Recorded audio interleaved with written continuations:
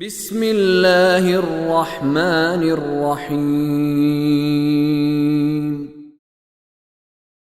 افلا يتدبرون القرآن ولو كان من عند غير الله لوجدوا فيه اختلافا كثيرا افلا يتدبرون القرآن، تو کیا یہ لوگ قرآن میں تدبر نہیں کرتے؟ اب آپ یہاں پہ غور فرمائیں، یہ تدبر کرنے کا کن کے بارے میں کہا جا رہا ہے؟ منافقوں کے بارے میں۔ اوپر ساری مذمت والی آ رہی ہے، چھوڑو ان کو، یہ کرتے ہیں، اچھائی آئے تو کہتے ہیں اللہ کی طرف سے، برائی آئی کہتے ہیں اے رسول آپ کی طرف سے ہے۔ ان سے کہا جا رہا ہے کیا یہ قرآن میں غور نہیں کرتے؟ اس کا مطلب ہے کہ جو منافق ہے یہ بھی قرآن میں غور کریں تو بات کلیئر ہو جائے۔ اگر جو مومن اپنے آپ کو کہتا ہے وہ غور کرے تو بات کلیئر نہیں ہوگی۔ یہ میں اس کو تکرار کیا کرتا ہوں اس لیے کہ ہم اپنے آپ پر بہت بڑا ظلم کیا ہوا ہے، قرآن مجید کو اپنے زندگیوں سے نکالا ہوا ہے۔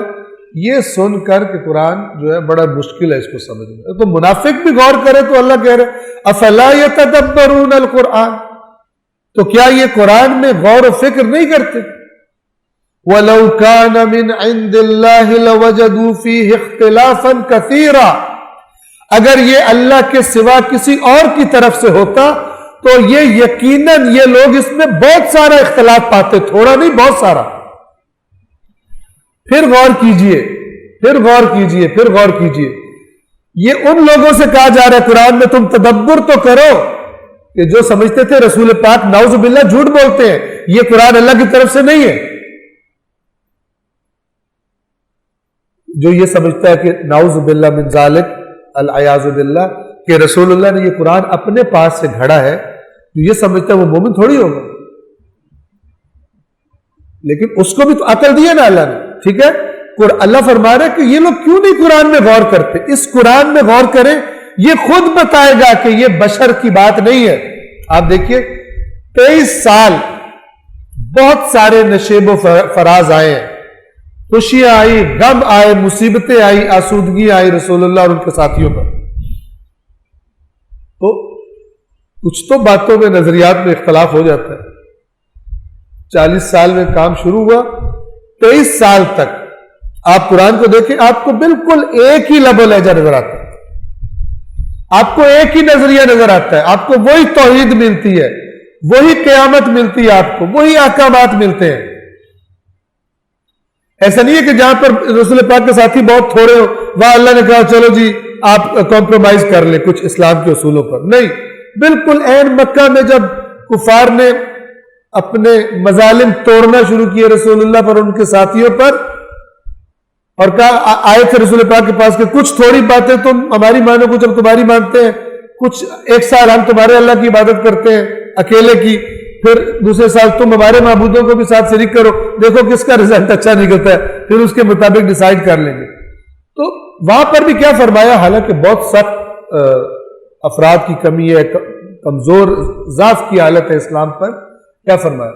قل یا ایھا الکافرون لا اعبد ما تعبدون، اے رسول ان سے کہہ دیجیے اے کافرو، یہ خود کافر گالی ہے، گالی سے مراد نعوذ باللہ وہ گالی نہیں ہے، کافر یعنی تم انکار کرنے والے، تم منکر ہو۔ معذرت چاہتا ہوں، یہ جو گالی کا لفظ یہ یعنی مبالغے کے طور پر میں نے بولا ہے، گالی نہیں، لیکن جس شخص کو کافر کہا جاتا ہے اس کو تھوڑی وہ ہوتی ہے۔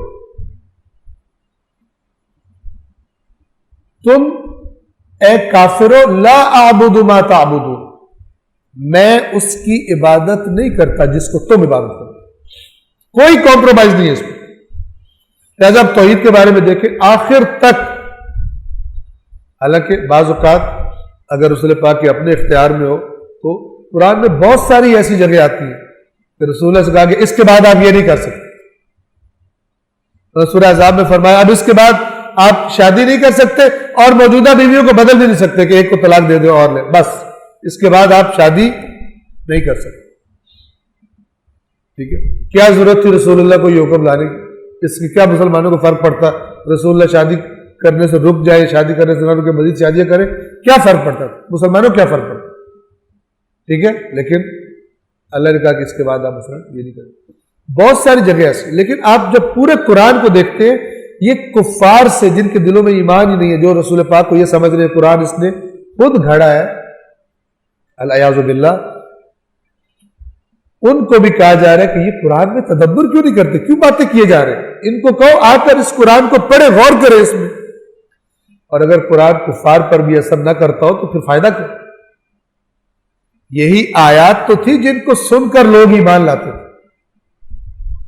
انہی آیات کو سنتے تھے تو ذہنوں میں موجود جو پرانی باتیں تھی وہ سب کچھ ٹوٹنا شروع ہو جاتا تھا, زلزلے آ جاتے تھے افکار میں.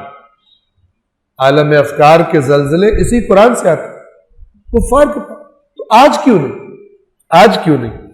آج اس لیے نہیں کیونکہ مسلمانوں کے سب مسالک نے اپنی اپنی جو محنت کی ہے اللہ کی محنت کے ساتھ ملائی ہے, اس کے بعد ضروری ہے کہ قرآن کو کچھ ساتھ رکھ کے پڑھا جائے, ورنہ بندہ کہیں گمراہ ہی نہ ہو جائے. یعنی اگر اللہ کے ساتھ اکیلا چھوڑ دو گے تو گمراہ ہو جاؤ گے. اپنا گائیڈ ساتھ رکھو.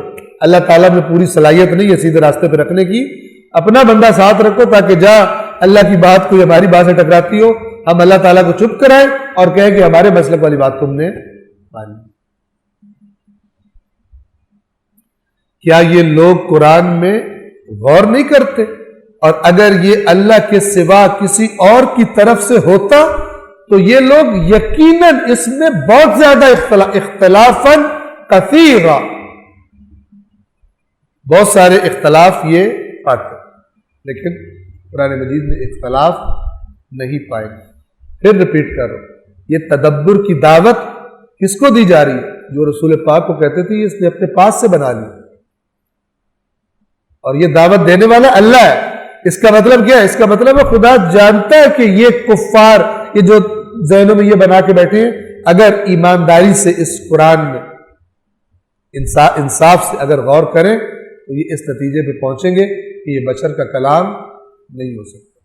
اور جو بھی قرآن سے مانوس انس پیدا کرتا ہے, قرآن کو پڑھتا ہے, اس کے اندر یہ فیلنگ قرآن مجید خود بخود بنا دیتا ہے, پیدا کر دیتا ہے, اور جیسے جیسے آگے بڑھتا ہے مضبوط ہوتی جاتی ہے کہ یہ قرآن اللہ کے سوا کسی اور کا کلام, کسی بشر کا کلام نہیں ہے. صلوات پڑھیں محمد والے.